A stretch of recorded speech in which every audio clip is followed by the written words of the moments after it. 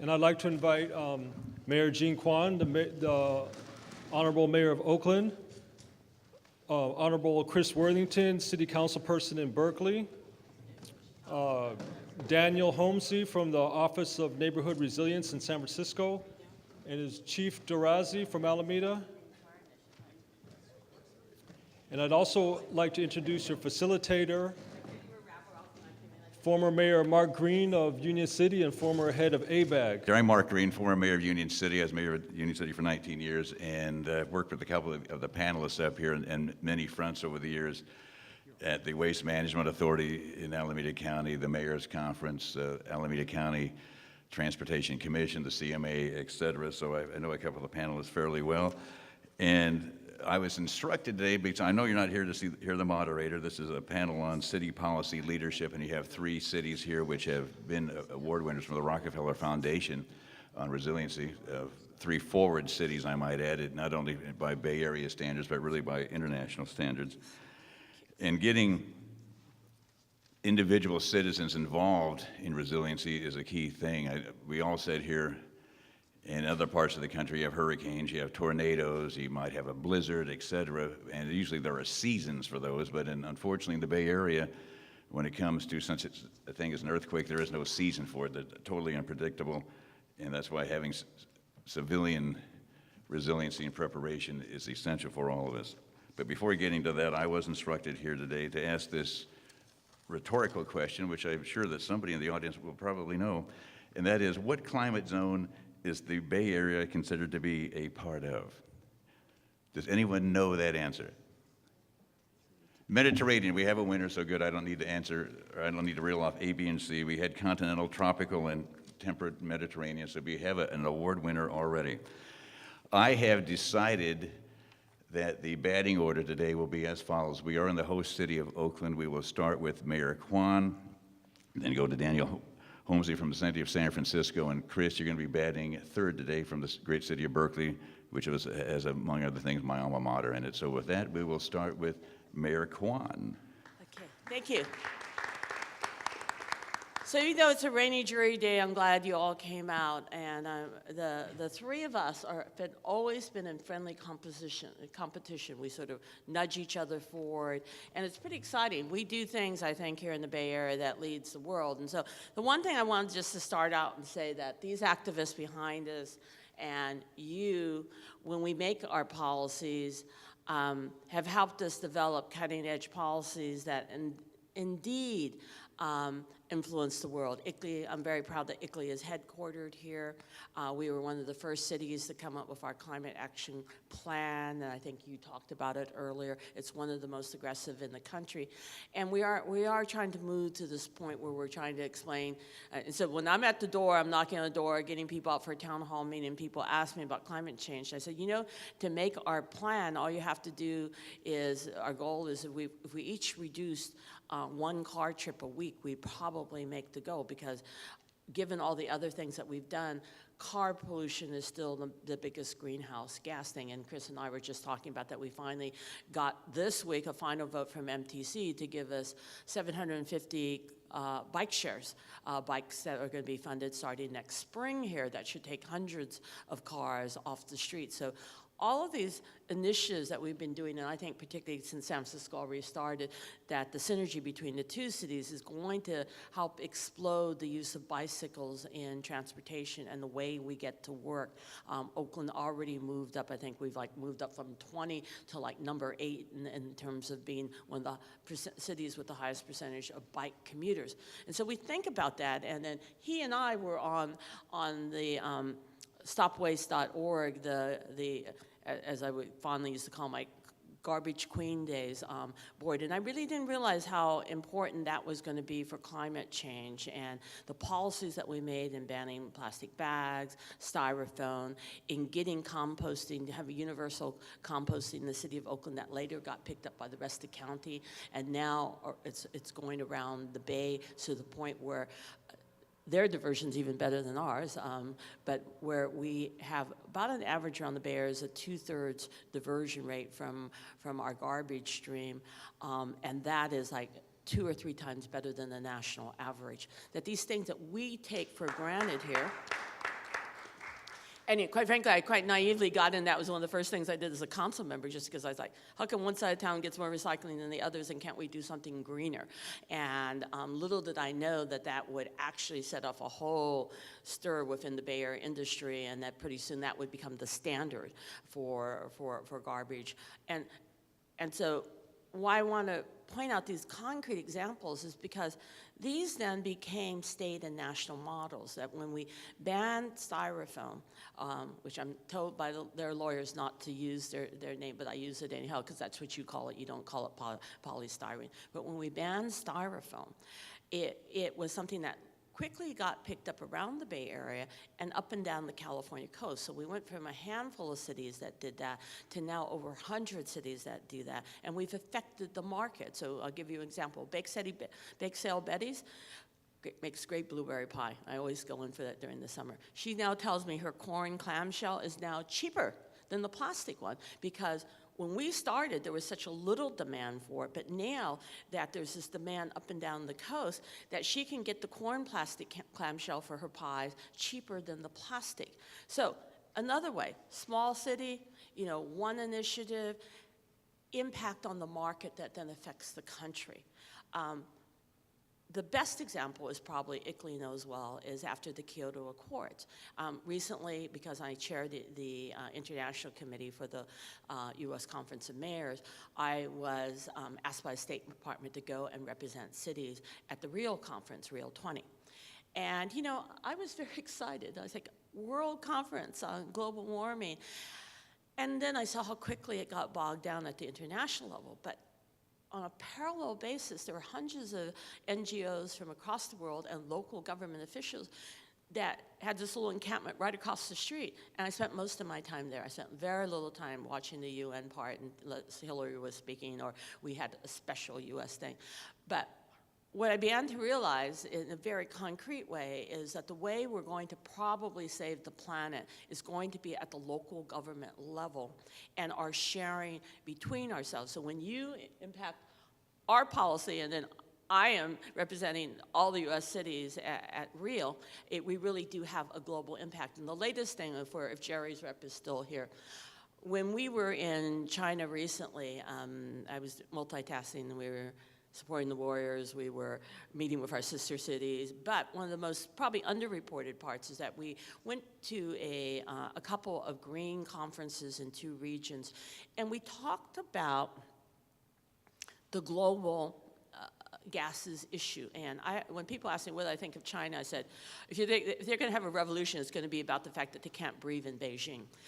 That is among young people. When I talk to young people and young Chinese leaders coming up, the horrible contamination and the fact that you can barely breathe in Beijing during the summer is becoming an issue that people are more and more concerned about because of their children. When they're buying organic meats, good for the Port of Oakland, when they're buying organic meats from California because they don't trust their own food supply chain. Again, you can see the international repercussions in trade and food, and the fact that you've got a growing generation of young leaders coming up who really think this is an important thing, that are starting to build and think about green cities. And of course, the difference is that when the party decides to do something, it just gets done. Because I was asking them, so which green building standard are you going to choose? And I told them about ours that we pioneered here through stopwaste.org, and then a version of that got adopted by the California State Legislature. And so we're looking at yours, we're looking at Europe's, and then I said, so what does it take to implement that? And he said, we just need to decide. So a very centralized country can make a lot of difference. So when we were in China, we were talking about electric cars. And we were talking, they had a model, we have models. And at a city level, we were telling them how we're providing charging stations, and at some point, we may give preference to electric cars over gas cars, and that those are kinds of things, at least at a local level, we're starting to discuss. And we were sitting with our peers in China who are looking at these same issues. And so I actually really believe that there's grassroots impact When cities like us make a decision and then we talk to cities around the world, we build a movement. So that's the one thing, other than, you can ask me about the more concrete things happening in Oakland, but the one thing I just want to inspire you to know is that you think you may be just affecting our city, but actually our city and particularly our region affects the world. And we are in those international, thanks to the Rockefeller Foundation, Resilient Cities discussion, thanks to platforms at the United Nations. City to city, local government to local government is really becoming probably the #1, I think, venue for the change in climate change and saving the planet that's happening today. Very little is happening at the international level because of the bureaucracies at the national level, but the ability for programs and ideas to go from city to city around the world is pretty phenomenal. And I know I can't even read enough every day of all the new things that are happening in the world. So thank you for having the conference, David. Thank you, everybody, for being here.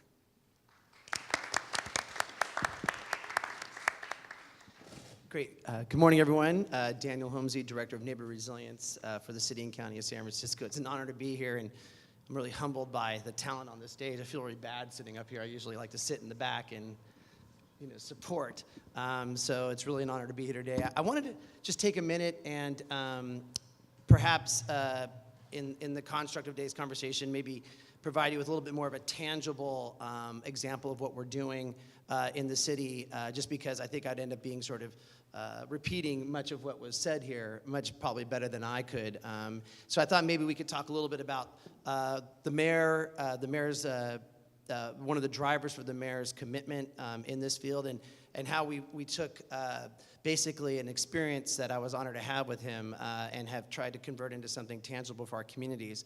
I do want to acknowledge that I am honored to, in addition to have been an employee of Mayor Lee when he was city administrator, I now work for City Administrator Naomi Kelly, and we are truly blessed to have her as a city administrator, and then acknowledge the recent ascendance of Patrick O'Tolini as our Chief Resilience Officer as part of the Rockefeller Foundation campaign. So again, another exciting development for the city's investment. But perhaps we could just take a minute and again, PowerPoint you to death with a little bit of storytelling. So the program that we have in San Francisco is called the Neighborhood Empowerment Network, and the program the network runs is called the Empowered Communities Program.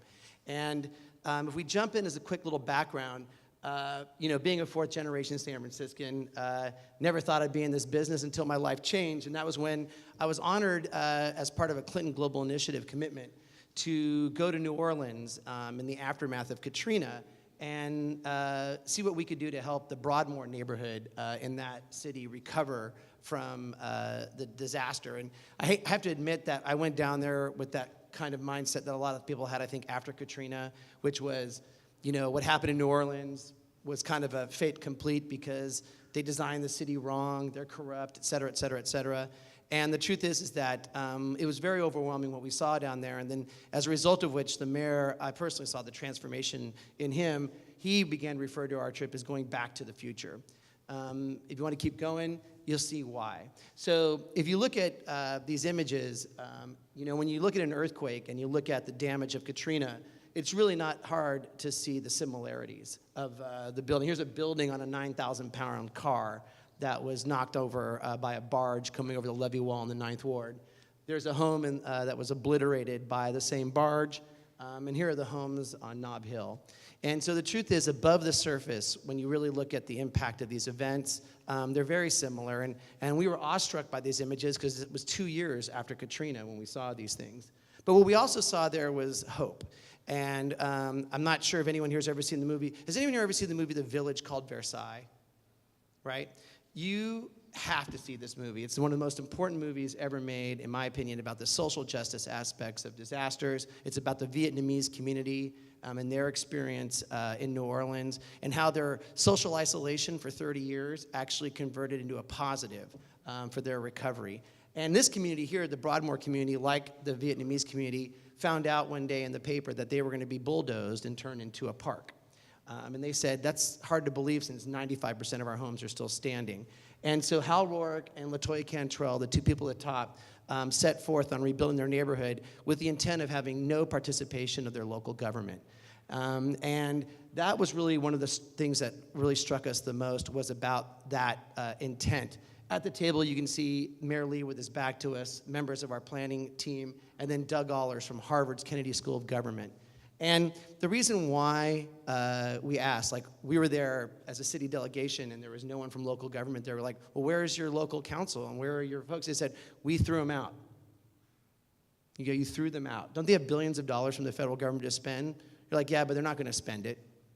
He said, well, why did you ask them to leave? And they said, well, for 30 years when we reached out to them to help us with an astronomical crime rate for our youth, our seniors dying of illnesses, our schools failing, the lack of economic opportunity for our families, they weren't there for us then. Why would we trust them now? And I remember you were talking a little earlier about the relationships, who's in my kit narrative. You talked about relationships. It's also about trust and reciprocity. And that was the takeaway the mayor had, and I'm sure Mayor Kwan knows Ed's background. I mean, I was at a conference yesterday where the head of the World Bank also came up suing the World Bank for its social justice goals. Similarly here, Mayor Lee had always been an outsider looking in, and it really struck him when he saw this social justice element. So he came and turned to me and said, Daniel, I want you to figure this out. How do we create relationships that are deep in trust and reciprocity at the community level and elevate residents' capacities to steward their community in times of stress? So get to work on that. So, and that was over at Fried Alligator in the Houston airport. So what am I going to say? No, come on, you know, he had my ticket. So we moved forward. So if we look at what we did is we sat down with the Harvard Kennedy School of Government and actually got a list of what we call target capabilities. And these are the qualities that they feel we should be pursuing in our neighborhoods today. So we need to have leadership that can nurture capable and local leadership at the neighborhood level. I'm going to turn a little bit here. We need to have that leadership be able to focus on inclusiveness and embrace self-reliance. They need to have the ability to seek out and interface successfully with outside sources of help, not just government. It's about working with local universities and foundations and nonprofits and not always seeing government as being that sort of platform to achieve those relationships, but to build them themselves. And then also to be able to evolve and adapt as challenges arise by developing new skills and capacities. LaToya Cantrell, who I mentioned earlier, who had overseen the recovery of her community, achieved amazing things, which I'll share with you later. But it really does show that quality of leadership is incredibly important under these conditions. Meanwhile, in San Francisco, this is, I think, one of the more interesting sort of progressive values that the mayor has articulated for disaster recovery. So he has charged us that the city and county of San Francisco not only recover from a major hazard in an expedited manner as quickly as possible, but as well as have as many of the pre-event residents and communities as possible be part of the reconstituted city. Do you see the pivot there? Which is cities rebuild. New Orleans, you can still fly down there and get a very bad hurricane made out of a Slurpee machine today. Looks like the place is packed. Who's not there, though? Half of the people that were there before. The Ninth Ward's missing. And the Ninth Ward is missing. And the residents throughout the community, right? And so I ask yourself, what's the moral commitment we have as your employees today is to plan a recovery that you won't be able to participate in or benefit from? I don't think that's acceptable. I'd fire me if that was my plan. That's not the plan that we're setting forth for the city, and I'm sure the mayor would agree that's not her vision as well for the city of Oakland as well. So what are we going to do about that? So we're going to move forward with a strategy. So first and foremost, we want to start a program. So the Neighborhood Empowerment Network. The NEN is comprised, it's a very flat model. It's every city agency, nonprofit, foundation, academic institution, faith-based organization, private sector partner, anybody who cares about great neighborhoods that are strong and thriving and wonderful places for people to live and work and raise a family and come home every day and feel proud of that. Everyone who cares about that is in the network, and we're blessed to have literally hundreds of organizations at the table now, over 7 years worth of work. How does it look? This is one way to look at it. So you have on your left, my right, the sort of government side, right? We have the executive and legislative branch, and then the bureaucracy. And as Mayor Kwan will probably agree with me, just because you're talking to the executive branch doesn't mean you're talking to the bureaucracy. And that's one of those big challenges you always have to have. You have to be working both sides of the aisle. In the middle, we have these amazing assets. We're at one of them today, Laney College, right? We have these academic institutions, these nonprofits, these foundations, and also, faith-based organizations and private sector organizations. Next door, a new company here in the Bay Area, spreading across the region, building relationships at the neighborhood level. Tremendous value and opportunity. Government couldn't do it, they could. And then lastly, on the left, we have our community organizations and our residents. Again, other people might realize that sometimes when you go to a neighborhood association meeting, it doesn't mean you're talking to the neighborhood. So you always have to set that bar for yourself, saying, okay, now what about the other 6,000 people that weren't there that night? So this is how we look at our universe. Next. So what is the Empower Communities program? Well, what we do is we coordinate the deployment of the resources and expertise of the members of the organization of the NEN in support of a community's effort to generate a higher level of resilience. And that's what we call a servant leadership model. I mean, when we walk into a room, granted we have about $10 billion in assets at the table, but the bottom line is we want to be in a supportive role, not a leadership role. And I think we achieve that in our methodology. If we continue, next slide. So first of all, we talk about resilience, and I think this is going to answer one of those quick questions. When we walk into a room full of folks that just came from work, that have to go home and put their kids to sleep, having them unpack their brain and really wrap it around the definition of resilience is kind of hard. So being a trained chef by background, I said, what's the most complicated thing I ever had to wrap my brain around? And that was like wine. Remember the first time I tasted a red glass of wine, everyone was like, oh, I taste, tobacco and diapers and all these things. And I'm like, I taste red wine. And then I saw the wheel of wine aroma. And that inspired us to create this visual right here. So if you look at a neighborhood, you realize that a neighborhood is comprised of 3 levels: individuals, organizations, and community. And then if you really break apart a neighborhood, actually people care about all this stuff: transportation, health, environment, education. We have a section here on lifelines. We're actually creating a whole new piece of the pie: housing and land use, right? But when you put this chart up here, all of a sudden everyone's like, wait a minute, I do care about resilience because I care about that. So we use this as a way to get people to understand where they connect. Now, David Johnston at Massey University has proven that no matter where you plug in on this wheel to make a difference in your neighborhood, you organically work the whole thing. And I've actually had personal and experience to testify against that. So we just want people to plug in somewhere and then let the thing ride, and then hope they catch a brass ring on the way around. But here's the slide I think is most important for our work coming up here. And that is that we think this is about a condition. Resilience is a condition. You heard the term behavior used a lot up here today. We believe that at a neighborhood level, if you look at this visual, we believe at the neighborhood level, if the ability of the community at the individual, organizational, community level can organize, problem solve, govern, communicate, and manage resources, they're going to be resilient. Regardless if you ever talk about an earthquake or a heat wave, if they can do that, how many times have you in your life done something you never planned on doing, but you realize just the sheer fact that you learned to drive a car at one point helped you save your uncle's life when he was choking to death on a boiled egg or something random like that? You're driving to the hospital, you're like, I never knew when I learned to drive it would be to save someone's life. And that's what we found in New Orleans. Thomas Wooten found that every neighborhood that recovered quickly after the disaster, pre-event, it was not driven by education or income levels. It was driven by pre-event social capital generated by day-to-day problem solving around issues that had nothing to do with hurricanes. I think my friend back here was articulating that earlier. Meet people where they are, help them be great at solving the problems in front of them, and guess what? You're going to prepare them for a heat wave they never thought would come. Think Chicago in 1995. So this is what we're trying to do, is work with communities to tackle these problems and really look at how we're helping them achieve this. Not just plant trees, not just paint murals, not just fight City Hall, how to do this. Feel me, Robert? Next one. So Resilient Bayview, this is our biggest deployment yet. We've been working in neighborhoods all over the city. If you go to our website, we have the OMI, the Sunset, Diamond Heights, great neighborhoods. This is the one I think speaks most closely to this. This program is being funded by the Center for Disease Control. We have a grant from them that we're working at the state and local level, right? And what we're doing is figuring out how to increase local leadership to mitigate the impact of climate change and health-related events on the most vulnerable residents in that community. So what we've done is gone into this neighborhood, and the way we deploy this program, it's a permission-based program. We ask them if they want to work with us. If they say no, we leave.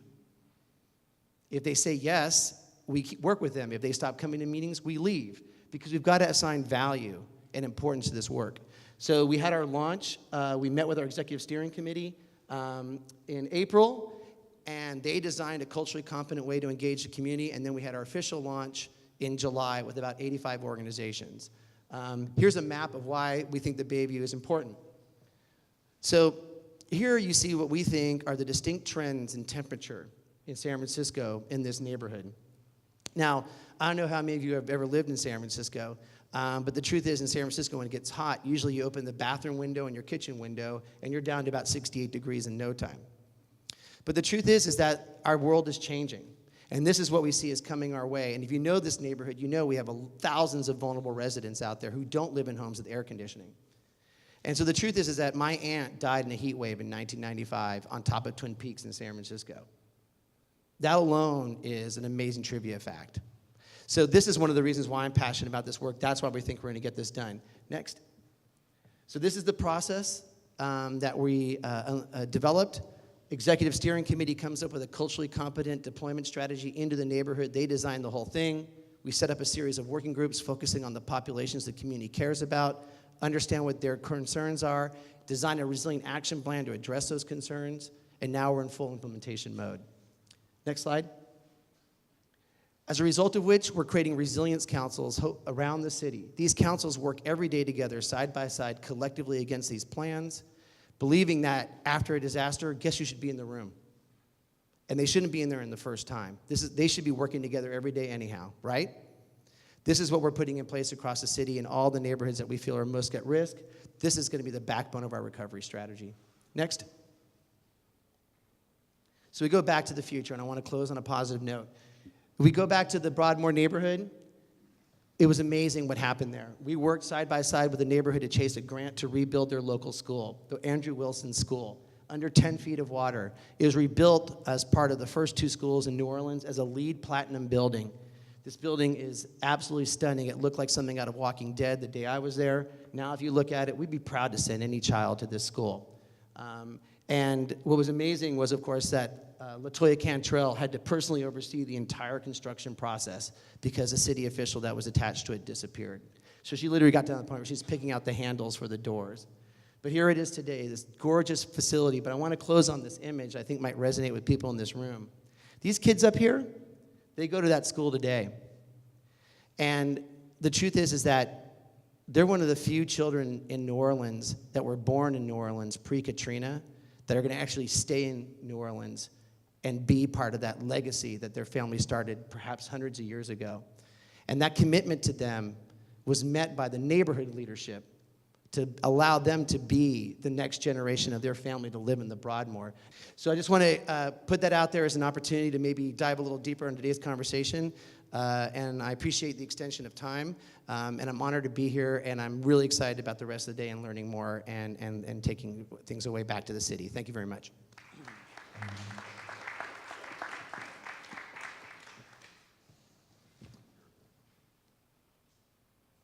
What makes the Resilient and Sustainable Cities Symposium today different than the 153 other workshops, symposiums, and conferences that I've attended this year? First, since we've been asked to be respondent to our keynote speakers, I'll comment about them. The M&M show, Michael and Michael. Michael McCormick gave, and as a politician myself, I know this, and maybe some of you know it, and maybe some of you don't. He gave a shocking and informative presentation today. So I hate to break it to you, but politicians don't always tell the truth. And he happens to work in a politician's office, the governor. But he actually gave us real, specific facts about what's going on and what's not going on. He identified what the state of California isn't doing well And he praised the wonderful things that the state is doing well. And he laid out a comprehensive presentation of all of the most important documents that are in progress right now on climate change and the overlapping with resilience. And I have seen so many people from so many governors. Some of them were Democrats, some of them were Republicans, and very rarely were any of them so refreshingly honest and refreshingly realistic. So let's give a little love and appreciation for Michael McCormick. Jerry Brown's on the phone. And if you tell Jerry Brown about how you liked it, don't tell him that it was shocking, just tell him it was informative. Similarly, Ickley and Michael Schmitz gave us an extremely impressive message of optimism about subjects, that are, to many people, inherently very depressing, very sobering, scaring topics. Climate change, it's coming to get you. Fires, earthquakes, all of these things are scary concepts. And yet, Ickley is locally, nationally, internationally leading the way at providing technical tools, resources available to cities. Their whole Resilient Communities for America program that they're enlisting more people. Even today, they got people to join up. Ickley has provided Berkeley and our 4 Bay Area cities here an enormous amount of information and helped us to craft our policies over the years. So I felt during Michael Schmitz's presentation, I felt that Ickley is one of the most inspiring organizations that's really doing what needs to happen in order to take all of these good-intentioned concepts and actually turn them into realities. So let's give a little appreciation for Michael Schmitz. And I was delighted that the panel on community partnerships happened before I had to say anything, because each of those respondents really gave sort of a very real-world reaction to what we heard earlier from our keynote speakers. And they really identified very, sort of specific things that we need to address if we're going to succeed at actually organizing. I think that this entire effort from the Rockefeller Foundation to bring us together, the special focus of having 4 cities that are near each other, cooperating together, giving us, as San Francisco mentioned, a chief resilience officer. I mean, cities have been cutting staff people right and left for the last, ever since 2008. Having this professional expertise in our own control to help us move this forward is a phenomenal resource. So I think that I came today thinking, oh, okay, I have to go to another program about this sort of depressing topic. But as I sat here, I have mostly been encouraged, renewed, and inspired to see we have the ideas, we have a lot of the tools, and thanks to the Rockefeller Foundation and this particular grant, we actually have the resources that we can truly make big steps forward on resilience. Thank you. We do have some time for some questions, and you have 3 engaging, fertile minds up here, so I would encourage any question. I think we have about 10 or 15 minutes. So anybody have a question? You're just standing up, okay. We must have somebody that's... Can I make an addition while someone's coming up for Go ahead, Jean. Just a quick addition. So I actually cut out the whole Rockefeller thing just to respond to them, but I do want to say for those of you who live in Oakland, how many of you live in Oakland? Okay. One of our major projects will be coming up to the city council over the next few months. We are trying not to be New Orleans. We're trying not to have the Katrina effect in terms of earthquakes. So many of you may know that Oakland and ABAG, when I was a council member, did some initial work on soft story buildings. Those are the buildings that have sort of the parking spaces underneath them. Those are the ones that sort of crash in the Southern California thrust earthquakes where a lot of the buildings collapse. And Oakland has something like probably 1,400 of those buildings. They're mostly along the estuary, West Oakland, and along the lake. And so we will probably do what San Francisco did, and I found out that San Francisco didn't have so many rental properties involved, mostly private homes, and in some of the more wealthy neighborhoods on top of that, so they actually dictated that they have to fix it in X number of years. Berkeley started way before us, 12 years ago now, and they're 80% done. In Oakland, we're behind, and so that legislation will move forward. One of the problems is many of these are rental properties, and so we're looking for low interest, no interest loans for the landlords to, and if you know, we just did a rent stabilization, so we're trying to figure out how we can put this out as many years as possible so not to raise rents and push people out of the buildings too. So it's taking us a little longer to put together than I wanted, but we plan to introduce it. So that's going to be a really important issue because what I've been saying, I was on the school board when both the firestorm and Loma Prieta happened, and so it's sort of every October I look for a disaster. We worked on the wildfire district in terms of fire problems, and we have trained, I think now, Renee's here, over 20,000 people in being prepared for disasters. And we're having, actually on Earth Day, timing was not good, on Earth Day, I think over 20 of our neighborhoods are doing drills. And so we've been very good at sort of organizing at a neighborhood level. And I agree, in some neighborhoods where they don't want to talk about crime, we do a core group, and then we also then do that same kind of neighborhood organizing that works. On the other hand, other areas they only want to talk about crime, we sneak all the emergency preparation in at the same time. The main thing is that neighbors knowing each other, networking, and taking care of each other on a block-by-block level. But in terms of this initiative, so we will be taking the city council, and so we would like support for that to mandate a term of time by which the soft story buildings have to be retrofitted. Should it happen before we do that, all along the Hayward Fault, not just in Oakland, we could lose, depending on the day the earthquake happens, we could lose as many as 14,000 lives. But more important, just as importantly, even if it happened during the day, we could lose about a third of our rental housing.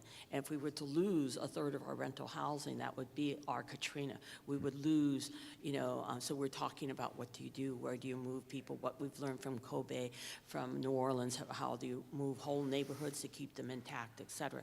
So that's like a very real problem that I feel that's sort of very urgent, and that's one of the things that we're going to do with the Rockefeller Grant and do that planning. And Renee's going to be here later, and she and I have been working together since I was a school board member, and we wrote the first handbook that now FEMA uses for its school earthquake preparedness. It is a major issue for us who live in the East Bay or San Francisco to be living on these faults that we know it's not a question of if, but a question of when. Thank you.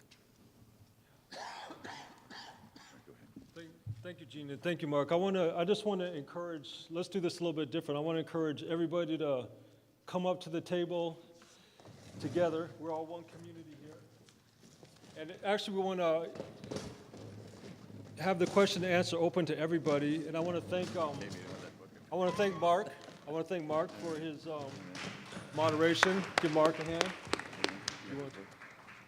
And before we get to question and answers, we also have an author in the house, Sustainable Revolution. Please stand up. You want to say something about your book real quick? I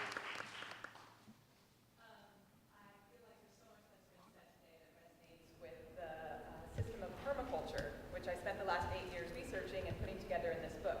So permaculture, if you haven't heard of it, is a design system based on nature's patterns and 3 ethics. And the 3 ethics are care for people, care for the earth, and fair share. And it's started in Australia, but it's now spread to hundreds of countries around the world. And there are literally hundreds of thousands of projects, and I collected 60 of them in this book. And what I wanted was to show the world that this movement is already happening. As Paul Hawken, who wrote the foreword to the book, calls it, it's the Earth's immune system response to what's been going on. And so I wanted to show it visually in this book, and I definitely recommend anyone take a look at it. There's also an ebook available. And it's really inspiring outreach piece to show people that feel like there's nothing happening, that there's nothing really going on in the world to respond adequately to the challenges that we face. I think that there are people all over the world that are really inspired to take action and that are taking action, and we're all part of that movement. And it's good to keep in mind that that when we can only see our small local group, that we're really part of something that is international and it's emerging. And I'm inspired to and honored to have been able to bring it together. All right. Thank you. Thank you very much, Juliana. And to lead us in this question and answer, to facilitate, I want to introduce the gentleman who actually got me into teaching at the Merit Environmental Program. As you heard, 40 years of teaching, Professor Robin Freeman, whose mantra is connect the dots, and that's exactly what we're trying to do here today. As you see before you, these are all dots that we're connecting. You're all dots that we're connecting. It's all about building that relationship. So, Professor Freeman, do your thing. Okay, thanks. So what we'd like to do is get questions, especially from people who don't normally ask questions. Beth Teppers, one of our students, will be bringing a mic around, and we have two other students here who are going to pass a sign-up sheet around for those who want to continue locally on the conversation from this. You can sign up on that, and also some of the, if you're leaving, the questionnaires that you may or may not have filled in. So first question, so we have one here, and then we have one, Beth is next, this gentleman up here, and then another gentleman right behind her. Okay. I see them. Hi, everyone. My name is Tara Marchant, and I'm with Emerald Cities, Oakland, and I'm very excited about this conversation. So a couple things. First of all, within the context of my organization, in terms of resiliency coming up, I know that there's been a lot of frustration with community organizations because resiliency has been part of their life. And so all of a sudden it's grabbed by the sort of larger government, policymakers, foundations, and it seems like something that we owned is now outside of us as opposed to inside of us. And I don't speak to me personally, although I'm part of the community. So I think one of the things that's sort of like the frustration that I'm experiencing is how do you then take technology or take resources that are communications, media, newspapers, to identify these communities who feel like they've been under resiliency all their life.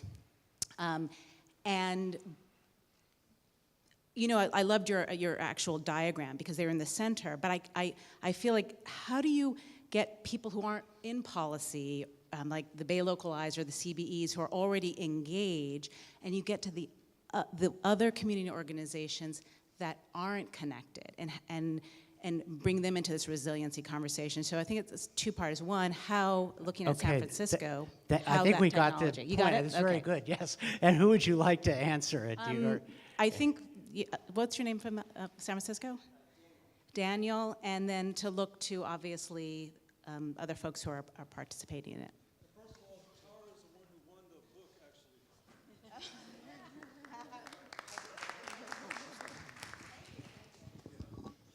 actually. Well, just quickly, I think that the wheel is one of the reasons why I built the wheel, was because when we started this work really early, everyone was like, oh, that's emergency management, I don't do that. That's what I kept running into when I tried to go talk, hey, we're working on resilience. Oh, really? Yeah, we don't do that, that's earthquakes. What do? We plant trees and we organize neighborhoods around planting trees, and I'm like, but that's what I'm talking about, you know. And so we created the wheel because practically half the time when we go into a nonprofit to present, until we show the wheel, they don't think they're in the business. And they're like, oh no, we are in the business. We help individuals improve the quality of their environment by getting their houses free of fluorocarbons and this and that. We are in this business. And that's kind of why the wheel was created, because everyone connects to the wheel that we've identified. If there isn't a place on the wheel you think you connect, please let us know. We'll figure it out. So that's how we tackled that challenge.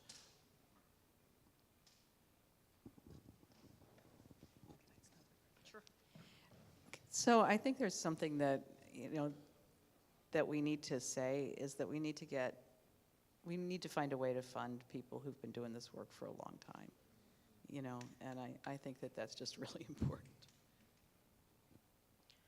I love your question, and especially the piece about when communities feel that they've already always done this, and then it becomes popularized somewhere else.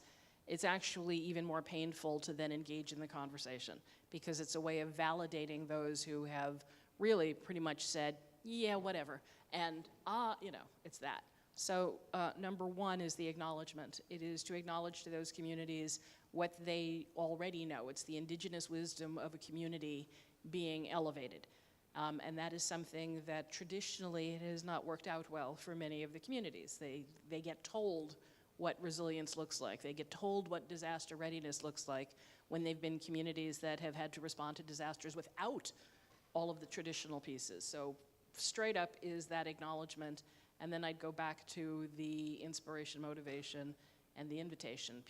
We have to find the thing that's going to inspire that person and then motivate them to act. And then they really do need a full-on, straight-up, generous invitation, a humble invitation to come in and share their wisdom and to make this process work for all. Because it is not going to work for it to be that level of, okay, this little community does this. You can piecemeal certain things together, but there are pieces that really do need to rise, and we have to have that level of buy-in and agreement and not consensus across the entire conversation, because I believe there's plenty of room for diversity, and there should be. But we do have to get enough moving in the direction so that we can start getting the level of political buy-in and the buy-in of funders. And by funders, I don't just mean government as a funder, but I mean private foundations, I mean the average person who is a donor. Because honestly, what Jill said earlier, we don't get funded to do this. I mean, and honestly, it is a huge, huge problem that millions of dollars are spent on things that we know don't work. And then the agencies that are functional and doing the right thing are literally scrapping for pennies. Honestly, we could just take the money that gets thrown away in brochures and fund nonprofit. I am so not kidding, and you know it, right? And by the way, it would be a greener thing to not kill the trees, to put out brochures that people don't even bother to recycle, and they don't work. Thank you so much. These are excellent questions and excellent answers. But I'll make my I've had answer 40 quick. years of teaching, so I'm trying to keep it to the point. If I could just quickly, so let's make very clear, there's no new money with Rockefeller other than for these coordinators and then them introducing you to people. I would say is one of the things I've been doing in this round of town hall meetings is I've been trying to get school communities to meet with my crime prevention councils and my neighborhood alert groups. And what I find is that we have a lot of very rich existing groups. And so whether it's the core group or a neighborhood alert, and sometimes neighborhood alert don't even want to go to their crime council meetings, and then you have like Friends of Salsa Creek. I see some people here from my old district, who are doing environmental stuff. And I think at this next phase, what we're just going to try to do is get them to meet together and work a little bit closer together. So in the town hall meetings, I'm asking every neighborhood crime council to have at least one joint meeting with the school PTA or neighborhood association, because I find there are different people in the same neighborhood. So a lot of it's about taking the grassroots groups and sort of what he said earlier, take them where they're already involved and then bring them together to talk to each other. Okay, thank you. We have another Hi, question. my name is Robert Morris, and I'm a managing partner for the Smart Growth Fund. The Smart Growth Fund sprung from my work for the last 15 years building new cities. where they're smart, connected, and intelligent cities. So a lot of the things we've talked about here have been mastered by other places. And I heard someone talk about we need to think out of the box. Well, we're not going to get to where we want to go if we think out of the box. We have to think like there is no box. And out of that comes the kind of creative solutions that are very comprehensive. My good friend Michael there at the end, what we're using for these new cities is a joint value model where all stakeholders get involved in the creation of new environments. Our environments power themselves for free. They never grow old. We build them 30% cheaper. It goes on and on and on. How do you get there? Vision. And I've heard a lot of comments here about issues and problems, but no one has addressed the issue, what's the vision? What's the vision that allows communities to buy into them, where everybody sees their interests reflected in this? Because right now we're very tactical, but where's the overall strategy? Where's that vision? Can someone give me some idea of how that takes place? And by the way, a shameless commercial here, we are funding projects that are smart, connected, and intelligent. And I'd be happy to talk to any of you about accessing our funds. And by the way, I'm a New Yorker as well, so we get kind of blunt about things, but this is we got to call it. This is, we can't talk and have more and more meetings with no outcome. Well, we have to get the work done. Thank you. Who would you like to answer that, or do you? Yeah, the gentleman, from the... All right. Well, I'm holding the microphone, so I figured I'd go first. So, in the state of California, we have a statewide vision, and a lot of this is laid out through the Environmental Goals and Policy Report that I mentioned during my presentation. But, I think there's a real acknowledgement. For one, the state doesn't have land use authority. That's controlled by local governments. And when we talk about community vision, you can't have the state of California establishing community vision for every community in the state. It just isn't going to work. So this is one of the reasons why we are really stressing the importance of local and regional partnerships in moving forward. For this longer term vision for statewide success, we need the communities to come together, establish their own visions, and us to work together to make sure that we can move forward on those collective visions. But right now, there's not a lot of capacity at any level of government or within the networks of community groups and government to actually make that happen. There are specific case studies and examples that are working well that we've heard about today as well, but we need to do a better job. And when it comes to long-term vision, I think there are many instances where long-term visions aren't satisfied. So how do we create a higher percentage of success when we think about what we want our communities to look like?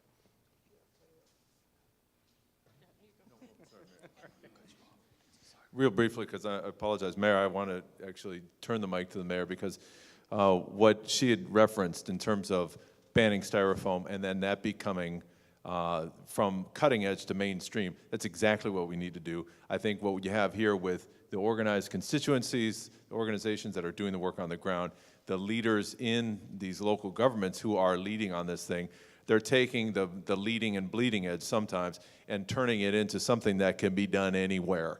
And I think when you think about innovation that's mainstream, I mean, how many of you folks have one of these things, right?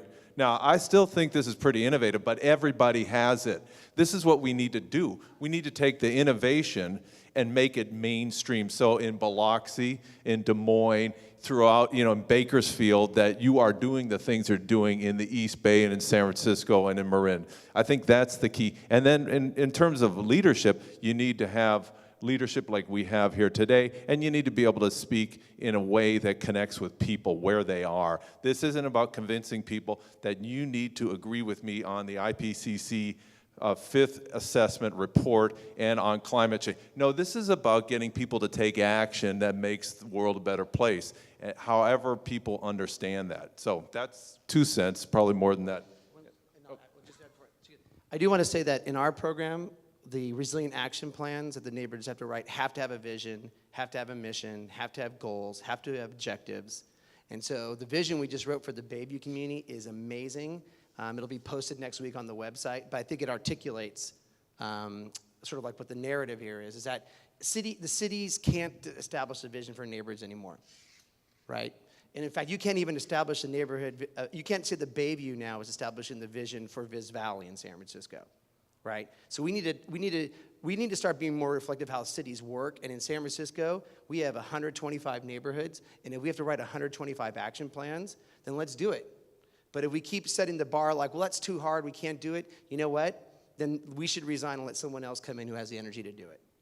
Okay, then thank you. Now we have, Sorry, I know Mayor Mayor Kwan wants to speak, but let's keep it short because we have lunch coming up.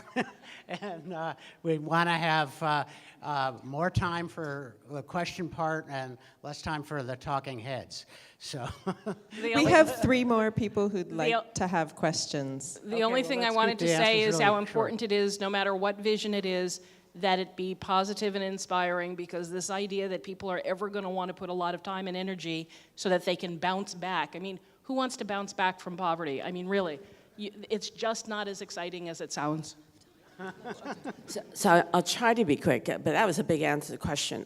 California has been leading, and Obama tried to take this national with AB 32 and 375 on smart growth planning. That is, for those of you who don't know the lingo, it's basically let's build housing and jobs where the public transportation is, and let's not keep sprawling out into the suburbs, et cetera. So we, in our regional group, ABAG, went through a 6-month process when we were really attacked by the people from the right, thinking that was communism trying to build public housing and other housing along transportation and taking away their right, God-given right to a car in a suburban lawn.